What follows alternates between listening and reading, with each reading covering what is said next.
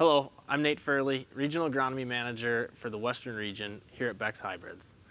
Today I'm going to talk to you about agronomy integration with our FARMserver technology. This is exciting because as we survey farmers, and myself as a farmer evaluating what do I want and what do I need, we know that through Beck's we can get things like knowledgeable and trusted support, product choices, applicable research and testing, also known as practical farm research, personalized products and practices, but we want to start looking at integrating resources and information, and of course the utilization of that data so that we can make more money. Again, Beck's has all those parts, but how do we bring them together? How do we as farmers take that right information and we add it to the right time and the right place to equal that best decision? Well, that's where we can connect it all together through FARMserver. So I want to talk to you about some of the things that we can currently do with FARMserver, and then I'm going to get into some of the integrations that we can look forward to. So let's dive into FARMserver. Looking at my personal FARMserver account, one of the things that really excites me about it is just the information on the home page. I've got my weather, I've got my commodities that are live. It's just a great one-stop hub for all of the information that we are looking for to make more money. The information needed to make better decisions. But as a one-stop hub being web-based, it also holds all my information. I've got all my field maps on there, and as I look back to last year, I've got planting data, I've got harvest data, I've got all the information that I need to really make a good decision on being more profitable. So I want to go ahead and just show you some of the information that I have on here that excites me. This is one of my research locations, located just a couple miles north of Gibbon. It was a new to us farm this year, so you can see in the background, you can't tell that the grass is established or anything. But when you go ahead and look at that harvest data, it really comes alive. It pops. You can see how accurate this information is to help make those decisions. Here we have a study that was a nitrogen stabilizer study, and next to it was just a standard nitrogen rate study. You can see the same hybrid, same planting date, different applications give us different results. Up here we had one of my nitrogen stabilizer studies on a larger scale, different rates, different forms of nitrogen. Again, it's just a great way to show that information and again make educated decisions based off of it. Now, again, being a research plot, you can see that some of the planting dates are a little bit different, but again, it's all in one data hub right here on FARMserver, web-based. This can be accessed from my phone, my iPad, or at my desktop computer. Another thing that I've been using lately that excites me is the seed plan. So you can see that the order that I placed back at a field show just to secure those hybrids, because I have a good trusted advisor who gave me the advice to give these, I put them in there, and the neat tool is to go ahead and click on 4797 Smart Stack. It's telling me that, hey, this is a good match for all my farms. So again, that trusted advisor did a really good job setting me up with that hybrid that I can have that versatility across my acres. But what about 5077? 5077 is a great match for a couple farms, but only a good match for a few others. So I think what I'm going to go ahead and hit Genesis there, and then I'm going to put some down here on Romans as well. And if we go ahead and do that and assign it to the field, it'll actually tell me exactly how many of those units that I need to allocate off that order to make sure I have enough as I firm that up today. So 33 bags, and that works out just right. I have 34 bags on order.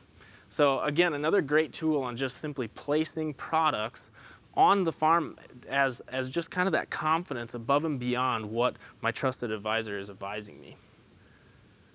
Reports are another great tool that we can find on FARMserver. Going back to last year, virtually any report that we want, right? Yield by field, yield by soil type, planting date summary, which gets to be a pretty extensive one in the research because we have, I think, 22 different planting dates this year. So, you know, we have all that information. Again, it's stored in one place.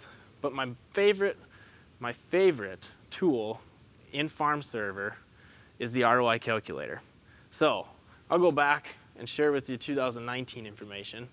It calculated in what my yield was, as well as what my sale price was on my bushels, and showed that, well, I maybe didn't do so good as a farmer. But we go ahead and look at 2020, we adapt and we innovate and we get better. And I did a little better job marketing, but we also had higher yields. But we did put a lot more fertility at those farms. We built it up. So you can see we still made a pretty good profit. But again, all that yield data plugged in 53.9 on beans and 204.5 on corn. All that information was plugged in. All I had to do is go in here and add all of my input costs so that we can calculate what these profits were. Going ahead to 21, this is where it gets fun and exciting. So the only information that we have to put in here, and you can use last year's to give you a start, but go ahead and put in all of your input costs, and then also enter in what your APH is. So my APH on my farm, 184 corn, 53 on soybeans. And what it's doing is it's taking today's Chicago Board of Trade price live from that homepage, like I showed earlier, and putting in $4.92 on corn and $13.50 on soybeans. Now, where I'm from and our 85-cent basis on soybeans, we're probably not going to get $13.50 today, but what we can do is we can go in there and we can add $12 a bushel, and it'll recalculate, still showing us a profit per acre, but it gives it a more realistic look. So this is a great tool to just simply start looking into the future. But as I said earlier, we want to talk about the integration of FARMserver from an agronomy standpoint. So everything I just showed you is tied to agronomy, but it's on more of a reactive basis. What happened? We want to start looking at the in-season decisions so that we can be proactive farmers. A proactive agronomy program always outperforms a reactive agronomy program. So what about these in-season decisions? When we think about in-season decisions, we want to know like what might happen if I have a thin stand.